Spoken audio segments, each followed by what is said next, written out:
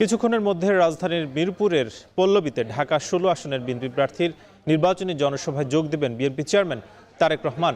সেখানে আছেন সহকর্মী সাজিদ আরাফাত। সাজিদ, জানতে চাই যে এখন পর্যন্ত জনসমাগম কেমন হয়েছে এবং কি তথ্য আছে?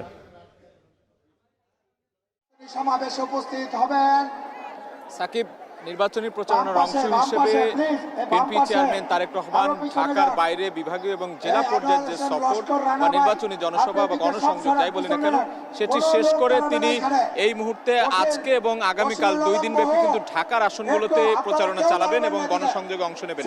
তারই অংশ হিসেবে আমরা দেখেছি এরই মধ্যে কিন্তু তিনি তার যে নির্বাচনী আসন ঢাকা 17 সেখানে ইসিবি চত্বরে তিনি একটি পথসভায় অংশ নিয়েছেন। সেখান থেকে ঢাকা 16 আসনে এখানে বিএনপি প্রার্থী আমিনুল হকের যে নির্বাচনী জনসভা, সেই জনসভায় অংশ নেওয়ার উদ্দেশ্যে কিন্তু রওনা দিয়েছেন এবং আর কিছুক্ষণের মধ্যে এখানে তিনি এসে পৌঁছাবেন।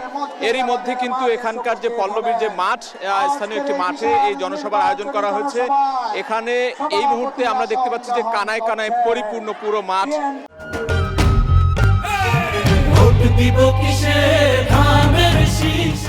এখানে নারী সদস্যরা রয়েছেন, পুরুষরা রয়েছেন, বিভিন্ন বয়সী ভোটাররা এখানে আছেন এবং বিএনপির যে অঙ্গ সংগঠনের নেতাকর্মী সমর্থকরা আছেন এই মিরপুর পল্লবী এলাকায়। এবং আমিনুল হকের যে ভোটের যে আসন, সেই আসনের যে নেতৃবৃন্দ রয়েছেন, ভোটাররা রয়েছেন, সবাই কিন্তু এখানে সমবেত হয়েছেন এবং আর কিছুক্ষণ পর তারেক রহমান এখানে আসবেন এবং নির্বাচনী যে জনসভা, সেই জনসভায় ভাষণ দেবেন।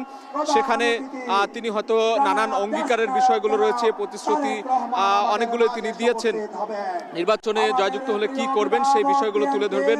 মিরপুরের মানুষের জন্য কি করবেন, এই ঢাকা 16 আসনের মানুষের জন্য আগামী দিনে কি প্রতিশ্রুতি দেবেন সেটি শোনার জন্য কিন্তু অপেক্ষা করছেন এখানকার যে জনগণ রয়েছেন, এখানকার যে ভোটাররা রয়েছেন, এখানকার যে সমর্থকরা রয়েছেন বিএনপির, তারা কিন্তু এখানে অধীর আগ্রহ অপেক্ষা করছেন। আমরা দেখেছি যে বেলা 2:40 শুরু হবার কথা থাকলেও কিছুটা বিলম্ব হচ্ছে, তবে এখানকার মানুষের মধ্যে কিন্তু কোনো ধরনের উচ্ছ্বাস উদ্দীপনার কোনো কমতি দেখছি না আমরা।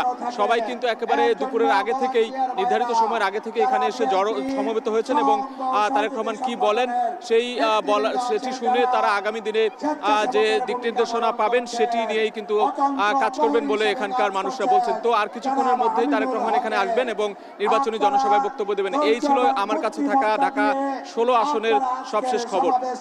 ঢাকা 16 আসনের বিএনপি প্রার্থীর জনসভায় যোগ দেবেন চেয়ারম্যান তারেক রহমান, সে খবর জানাচ্ছিলেন সাজিদ।